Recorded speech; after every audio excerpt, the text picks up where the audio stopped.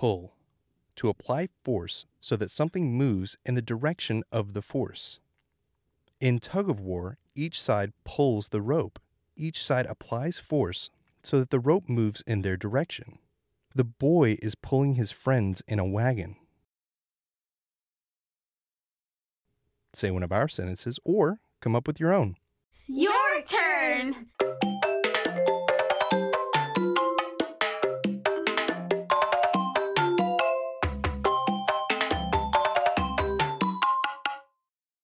Wordplay.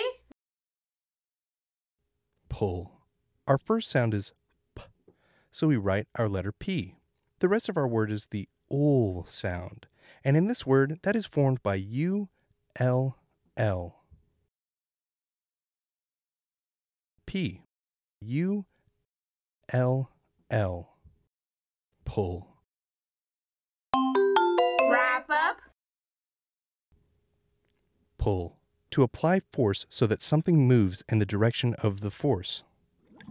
We hope you have enjoyed adding pull to your treasure chest full of words you now know. Farewell.